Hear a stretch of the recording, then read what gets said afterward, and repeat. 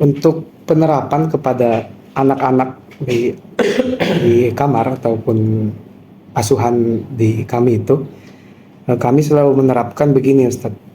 Menerapkan landasannya dari Al-Quran surat An-Nisa ayat 9, bahwa kita itu harus takut gitu kalau meninggalkan orang-orang yang lemah di belakang kita gitu.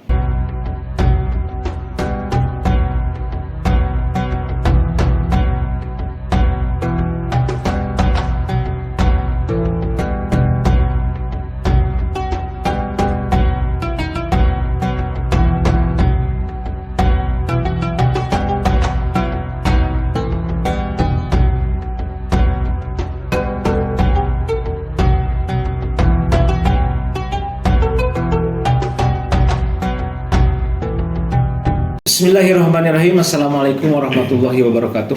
Alhamdulillah wa syukurillah, la haula wa la quwwata illa billah. Asyhadu an la ilaha illallah wahdahu la syarikalah wa asyhadu anna Muhammadan abduhu wa rasuluh. Allahumma shalli ala Muhammad wa ala alihi wa ashabihi wa man tabi'ahum bi ihsan ila yaumidin, amma ba'du. Ya, para pemirsa, hadirin dan seluruhnya ya yang senantiasa memantau perkembangan Pondok Pesantren At-Tajdid lewat media sosial, yang kali ini pada episode selanjutnya Mudir Mahat akan mewawancara beberapa tokoh santri, ya, tokoh ustadz, tokoh pembina di Pondok Pesantren At-Tajdid, yang insya Allah tema pada kesempatan kali ini adalah tentang kepemimpinan dalam Islam, kepemimpinan juga ya, kepemimpinan, pelatihan kepemimpinan seterusnya lah yang ada di Pondok Pesantren At-Tajdid. Assalamualaikum Ustadz Akbar Syawaluddin. Waalaikumsalam. Waalaikumsalam. Assalamualaikum Ustadz Ihsan. Waalaikumsalam. Ustadz Ihsan apa kesannya? Ihsan Mutakin. Ihsan Mutakin. Ya. Assalamualaikum, calon Ustadz. Ya. Ustadz, calon Ustadz Ja'far. Waalaikumsalam. Calon pemimpin. Namanya Ja'far siapa? Ja'far Siddiq. Ja'far Siddiq ya, Ja'far Siddiq. Alhamdulillah. Nah, di sore hari ini sebagaimana biasa pada channel kami di Pondok Pesantren At-Tajdid, dengan dengan spirit tentunya adalah menjadi kader ulul albab sebagaimana yang ada dalam visi Pondok Pesantren At-Tajdid. Ini akan menjadi salah satu pembelajaran yang luar biasa pada sore hari ini tentang kepemimpinan dalam Islam, juga bagaimana mencetak para pemimpin, calon-calon pemimpin maksudnya yang ada di Pondok Pesantren At-Tajdid. Nah, yang pertama nih kepada Ustadz Akbar Syawaluddin ya. Nah, Ustadz Akbar sudah berapa tahun nih di Pondok Pesantren At-Tajdid sebagai pembina ya? Ya. Baik, bismillahirrahmanirrahim. Assalamualaikum warahmatullahi wabarakatuh. Waalaikumsalam warahmatullahi wabarakatuh. Boleh diperkenalkan diri dulu? Nama Akbar Syawaluddin. Akbar Syawaluddin. Lahir di Tasikmalaya 13 Januari 2001. Alamat di Kampung Cisolok, Desa Cidugaleun, Kabupaten Tasikmalaya. Alhamdulillahirabbil alamin. Saya salah satu alumni dari Pondok Pesantren At-Tajdid angkatan ke-14 bersama Ustadz Ihsan Mutakin ya. Satu angkatan. Satu angkatan sama Ustadz Ihsan Mutakin. Menjadi pembina Ustadz. Ya. Alhamdulillah dapat kepercayaan dari Pondok Pesantren At-Tajdid untuk menjadi pengasuh di asrama. Ada beberapa cerita atau pengalaman menarik selama menjadi pengasuh di At-Tajdid. Salah satunya bisa memahami karakter-karakter anak yang ada di asrama. Nah, dengan melihat pola kepemimpinan, pola kepengasuhan dan keorganisasian yang ada di Pondok Pesantren At-Tajdid, ini tentunya menjadi satu nilai plus ya untuk At-Tajrid itu sendiri, yang dimana jika melihat dari keseharian santri di pondok pesantren At-Tajrid sudah tentu memperlihatkan pola-pola kepemimpinan dan keorganisasian. Nah, mungkin nanti akan dijelaskan lebih tepatnya oleh Ustadz Ihsan Mutakin ya sebagai pembina salah satu ortom di At-Tajrid, pembina IPM. Ustadz Ihsan. Sebentar, ortom itu apa? Diterangkan dulu. Ortom, organisasi apa tuh ya? Ortom. Mungkin ada yang belum kenal nih tentang apa sih ortom gitu ya. Gimana apa tuh ortom? Organisasi ortom itu adalah organisasi otonom yang ada dalam naungan Muhammadiyah, dan juga salah satu organisasi yang harus dikembangkan oleh amal usaha Muhammadiyah. Ya. Tentunya ada beberapa ortom yang memang kita kenal seperti Ikatan Pelajar Muhammadiyah, Ikatan Mahasiswa Muhammadiyah, Pemuda Muhammadiyah, Nasyiatul Aisyah, kemudian Aisyah, ada Tapak Suci di gerakan kepanduannya, kemudian Hizbul Waton di gerakan kepanduannya. Ya, jadi Ustadz Akbar ini dia sejak masuk di Pondok Pesantren At-Tajrid, kemudian lanjut menjadi menjadi pengasuh. Ya. Alhamdulillah, jadi pengabdiannya udah betah banget ini ya di Pondok Pesantren At-Tajrid. Dia cinta alma mater sedemikian rupa. Tadi Ustadz Ihsan, gimana tuh Ustadz Ihsan? Ya. Bismillah, alhamdulillah. Saya mau menyapa dulu seluruh penonton setia channel YouTube Pesantren Muhammadiyah At-Tajrid Tasikmalaya. Kita kembali lagi pada sore hari ini untuk ngobrol-ngobrol bareng Mudir Ma'had. Perkenalkan, saya Muhammad Ihsan Mutakin, boleh disingkat menjadi Imut, Ihsan Mutakin gitu. Imut, Ihsan Mutakin. Tapi orangnya besar begini apa Imut? Dulu kan Kalau bagi orang yang lebih besar mungkin disebut ini Imut. kalau dulu masih kecilnya Imut Pak, kalau sekarang udah amit-amit gitu kan. Iya. Lanjut. Ya, Gimana? Alhamdulillah Ustadz, saya kalau kehidupan dulu terlahir di Jakarta, SD, TK sampai SD di Jakarta, kemudian bersekolah di pesantren Muhammadiyah At-Tajrid dari mulai tahun 2012 saya masuk kelas 1 di sini. Itu saya tidak menyangka sebetulnya mau masuk ke pesantren gitu, karena awalnya saya itu didaftarkan di sekolah reguler Ustaz, sekolah biasa, madrasah sanawiyah biasa. Ternyata tahu-taunya tiba-tiba panggilan testing ke pesantrennya, apabila buat saya harus menerima dan patuh terhadap orang tua gitu yang mengarahkan untuk saya masuk ke pesantren. Alhamdulillah semenjak saya nyantri dan sampai sekarang saya menjadi pengasuh, kurang lebih sudah tahun ke-6 Ustaz saya menjadi pengasuh di pesantren Muhammadiyah At-Tajrid Tasikmalaya ini, dan sudah tahun ke-5 saya menjadi pembina ortom di Ikatan Pelajar Muhammadiyah. Gitu. Tahun ke-5 ya pembina ortom. Terus tak tergantikan. Pengennya tetap.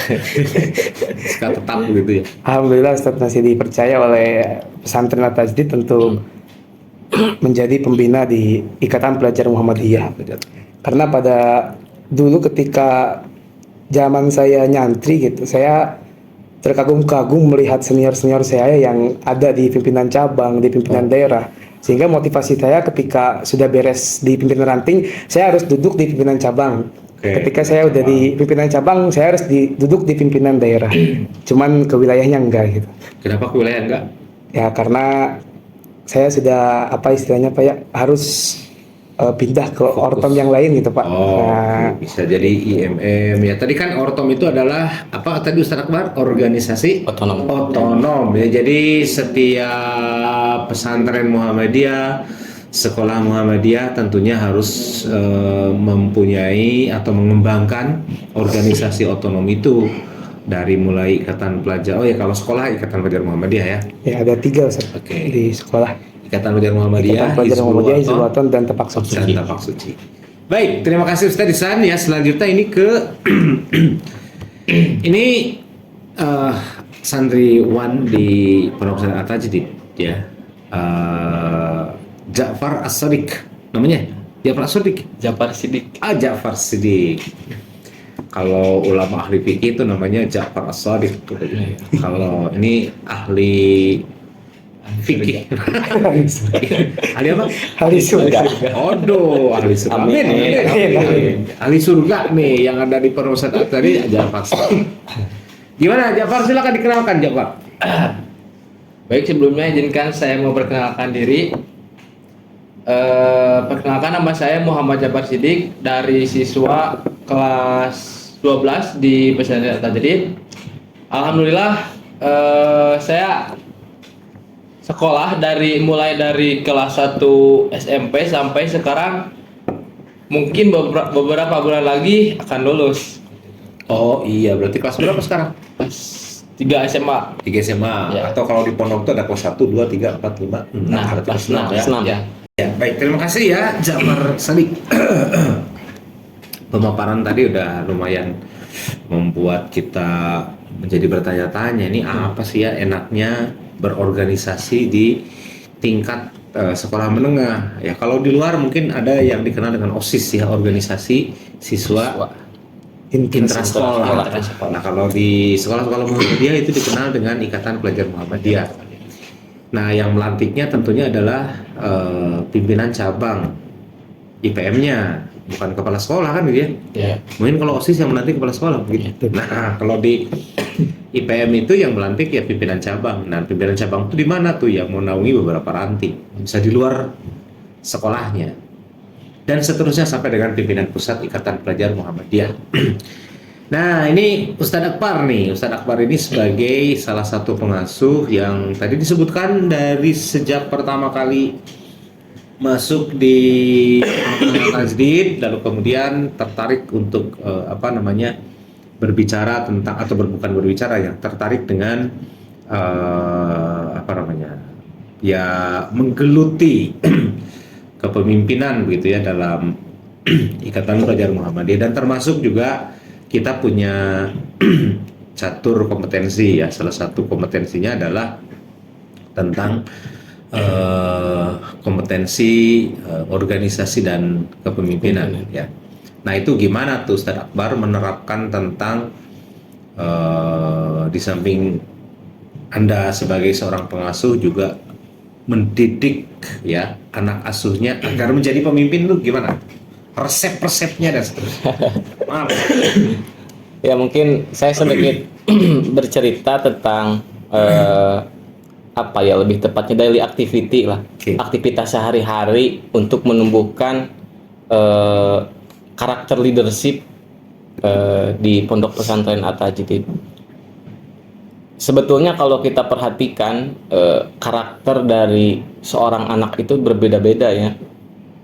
Dilihat dari fase kedewasaan, kemudian karakter berpikir, sifat-sifat dan lain sebagainya. Ini tentunya menjadi tantangan tersendiri untuk untuk pengasuh ya. Di satu sisi dengan satu pengasuh yang ada di asrama itu mengakomodir kurang lebih 20 atau 15 santri di asrama. 20 sampai 15 santri. 20 sampai 15 santri. Kamar ya. Iya, sekamar. Dan dari berbagai santri tersebut tentunya punya sifat atau karakter yang berbeda. Nah, mungkin ini menjadi tantangan tersendiri untuk pengasuh bagaimana memahami karakter anak dan bagaimana menumbuhkan sikap atau karakter leadership kepada anak. Betul. Oke. Jadi ini menarik ya. Dalam satu asrama itu tentu banyak anak-anak dengan karakternya tersendiri, dan bagi seorang pengasuh ini menjadi tantangan. Gimana caranya agar santri yang tergabung dalam satu asrama itu bisa saling bekerja sama, kan itu butuh leadership Ya. Butuh kepemimpinan yang kuat. Nah, alhamdulillah juga ya Pondok Pesantren At-Tajdid sudah melahirkan beberapa pemimpin di tingkat nasional. Ya. Mungkin ini yang tadi dikagumi oleh Ustadz Takin, Ustadz Imut ini.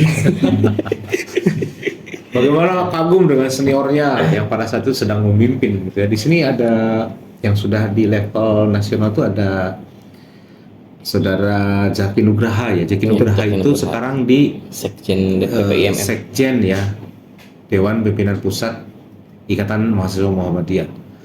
Kemudian ada siapa lagi ya? Ada Denny ya, Denny itu Denny. dia dulu di DPW ya. Di DPW. Di DPD. Oh ya, DPD. DPD. Oh, Dewan DPD. Pimpinan Daerah Ikatan Mahasiswa Muhammadiyah, berarti Jawa Barat. Jawa Barat gitu ya. Ya. Denny siapa kepanjangannya? Denny Safrudin. Nah, Denny Safrudin. Kemudian juga ada siapa lagi? Gipar Hawari. Gipar Hawari sekarang sudah mulai ada di mungkin di pimpinan pusat IPM ya. Masih di wilayah. Di wilayah. Oke.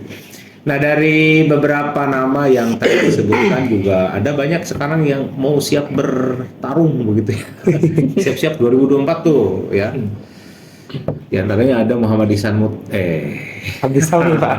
Nama sama namanya ya, Muhammad Ihsan Abu Sami. Dia juga insya Allah ya mudah-mudahan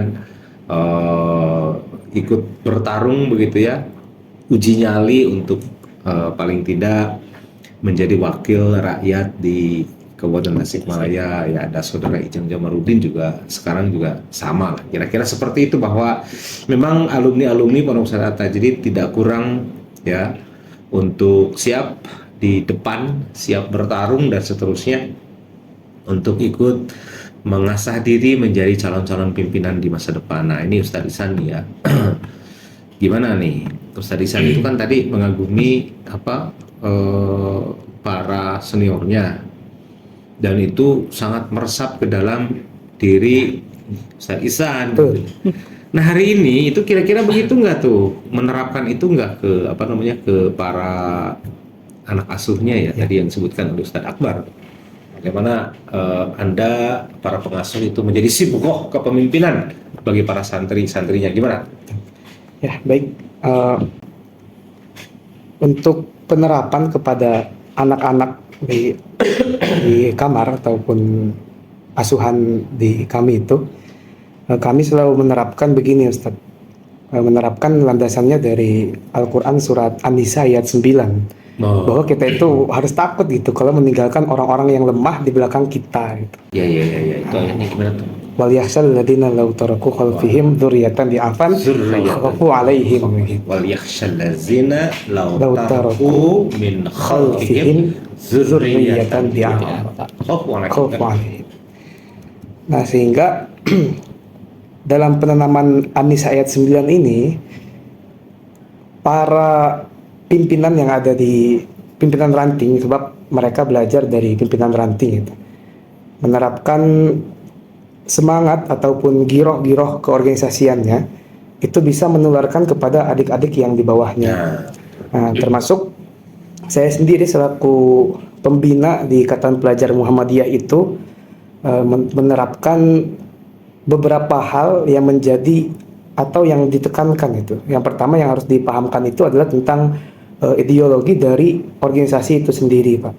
Karena bahwa kan kita mengetahui bahwa organisasi itu kan merupakan wadah dari mempunyai satu tujuan dari masing-masing kepala yang berbeda, sehingga memiliki visi dan misi yang sama. Nah, maka dari itu untuk penerapan pengaguman gitu ya, saya mencontohkan, saya tahu melihat saya juga aktif sampai pimpinan daerah gitu. Kamu kok enggak? Kamu berarti harus lebih daripada saya. Gitu. Betul. Itu kalau pembinanya di PDIPM, minimal kamu harus sampai pimpinan pusat. Nah, betul. Kalau udah pimpinan pusat, wah kamu harus jadi presiden. Nah, betul itu. Amin. Ya, ada Amin. presiden dari atas ke depan. Ini, Ustaz. Tentang tadi visi misi menyebut ya tentang bagaimana divisi ke IPM-an gitu ya, atau keorganisasian dan seterusnya. Sinergi dengan visi pesantren gimana tuh? Mencetak generasi unggul yang berkarakter al-albab. Gimana nih dengan IPM itu? Untuk kami kolerasikan antara maksud dan tujuan IPM dengan visi pesantren, yaitu dengan cara banyak melakukan program-program yang tidak luput dari 3 hal. Yang pertama itu dalam segi keagamaan, kemudian yang kedua adalah pengkajian ilmu pengetahuan, dan yang ketiga adalah berwirausaha seperti Oke, itu. jadi tadi apa? Keagamaan, Kemudian Kajian ilmu pengetahuan, kajian ilmu pengetahuan dan wirausaha, kewirausahaan. Berarti kan kemandirian gitu. kemandirian. Itu Jafar, betul itu. Jadi dikolaborasikan yang 3 tersebut dalam program-program kamu itu ya di PM dulu ya. Sebelum lengser, yang lengser. Itu nggak tuh? Ada 3 tadi. Ya, yang dikatakan Tristan emang betul. Ada setiap penerapan kinerja IPM tidak luput dari 3 hal tersebut, dari keagamaan, ilmu pengetahuan, Dan yang ketiga kemandirian. kewirausahaan. Kemandirian. Kita sebutnya kemandirian aja, Ustaz. Oh, kemandirian Ya, aja ya. betul. Iya, kemandirian kan tidak harus jadi pengusaha. Ya. Ya, tim mau berwirausaha dalam arti kemandirian. Ya, kemandirian. Contohnya kan kegiatan-kegiatan apa ya? Yang berorientasi kemandirian itu, kalau ini kita sedang membangun madrasah sebelum kelas, kita coba untuk mandiri kan gitu ya. Betul. Walaupun itu agak sulit tapi kita bisa. Ya. Lanjut, apalagi tuh setelah itu? Setelah itu yang mungkin contoh penerapan dari ketiga aspek tersebut, baik dari keagamaan. Mungkin ketika kita ingin melaksanakan acara, minggu depan kita akan mengadakan acara Mebicap, malam bina calon pimpinan. Nah, acara tersebut ngambil landasannya dari Al-Quran kan. Apa tuh? Al-Quran yang Anisa ayat 9 tersebut. Ya. Kemudian ilmu pengetahuannya seperti kita mengadakan training kader, yaitu program mingguan yang dilaksanakan kepada anak-anak dari kelas 1 sampai kelas 4 itu. Ya. Kemarin juga Gebiar Musran tuh luar biasa bagus ya. Itu keren Alhamdulillah. banget ya. Ada apa namanya? Ada yang di backdrop, bukan backdrop ya, yang animasi gitu. Iya, Belakangnya juga keren. Kemudian kreasi santri. Itu kan kemandirian gitu ya. Jadi bagaimana merancang pembukaan atau Gebiar Musran, padahal hanya untuk mengganti kepemimpinan, tapi dengan mandirinya santri, dengan kreativitas santri, itu bisa menjadi sebuah acara Gebiar Musran yang luar biasa hebat, yang digabungkan dengan 17 Agustus. Ya. Tapi kamu mengagum seniornya nggak? Kan kalau Ustadz Ihsan tadi karena melihat senior, jadi bingung. Kamu gitu, Pak? Melihat Ustadz Ihsan, Jadi samping isi saya juga pengen mengagumi senior. Ya, di samping isi paling saya mengagumi lebih kepada orang kan. Sini bagus toh, dari kinerjanya, dari pola pikirnya saya ambil. Oke, nah jadi begini ya para pemirsa nih, para pemirsa ya. Jadi betul, kepemimpinan itu adalah kuncinya adalah uswah. Seseorang mengagumi seseorang gitu. Tadi Ustadz Ihsan mengatakan berawal dari kekaguman daripada seniornya, lalu kemudian juga Ja'far juga demikian, mengagumi kekaguman terhadap seniornya, dan ternyata benar ya. Rasulullah SAW itu juga sebagai uswah hasanah kan? Walakum fi Rasulillah uswatun hasanah, dan ada contoh yang benar, yang baik dalam Rasulullah. Ambil aja sisi-sisi kepemimpinan dari Rasulullah, maka itu akan menjadi seorang pemimpin yang hebat kan gitu. Kita lihat atau kita dengar atau kita baca bagaimana Rasulullah SAW, dia sebagai seorang negarawan, kemudian sebagai seorang agamawan, ya artinya pembimbing spiritual, juga sebagai hakim begitu ya. Lalu sebagai manusia biasa, kepala rumah tangga begitu dan seterusnya, tergabung dalam satu pribadi Rasulullah. Ya. Nah, makanya tidak salah kalau tadi disebutkan bahwa berangkat dari kekaguman. Ini yang kemudian harus dicamkan, yang tidak didapatkan di sekolah-sekolah lain, tidak didapatkan di mungkin media yang lain, hanya di pesantren yang kemudian satu dan yang lain bisa saling memberikan contoh yang baik. Tentunya di Pondok Pesantren At-Tajdid berusaha semaksimal mungkin agar senior-seniornya, begitu ya, kakak kelasnya, kemudian memberikan uswah hasanah kepada adik-adik kelasnya.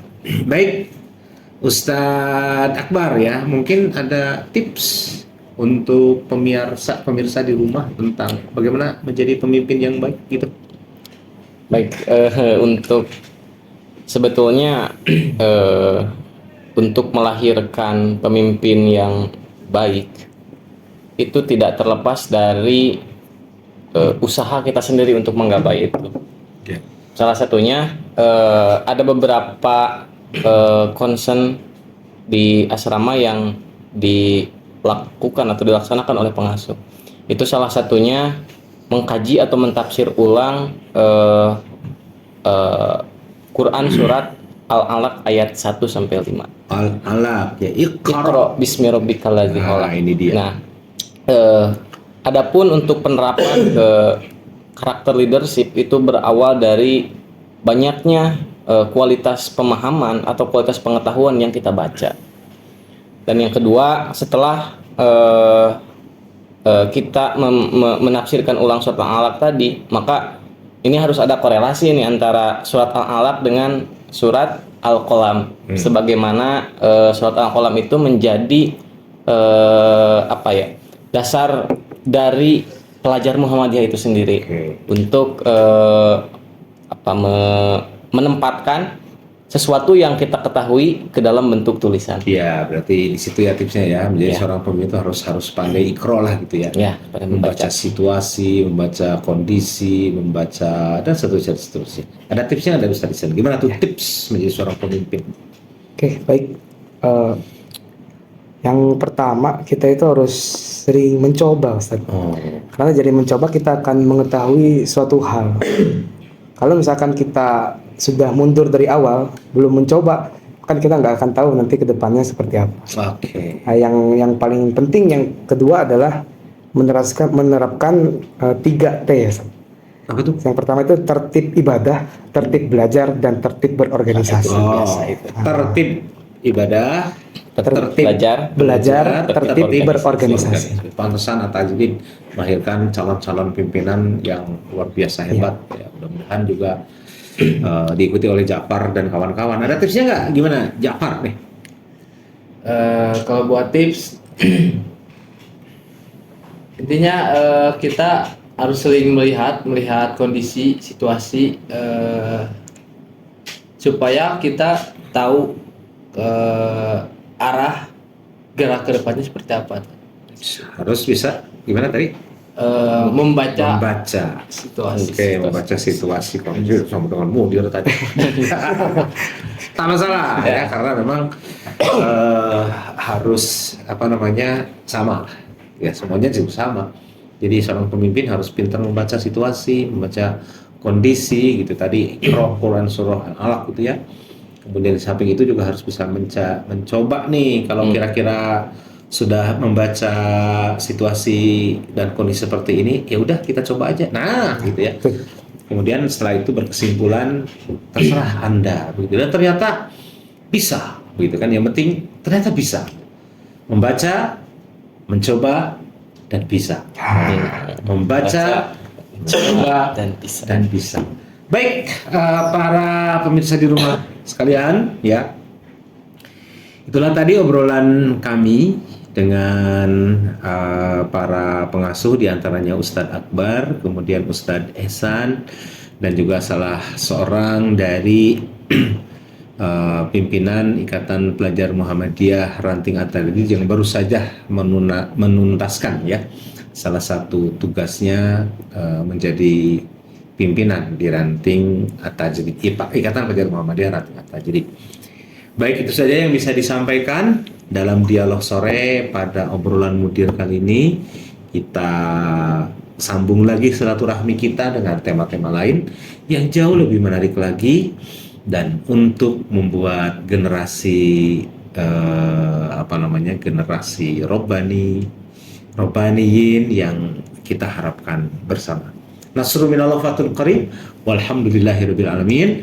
Wassalamualaikum warahmatullahi wabarakatuh.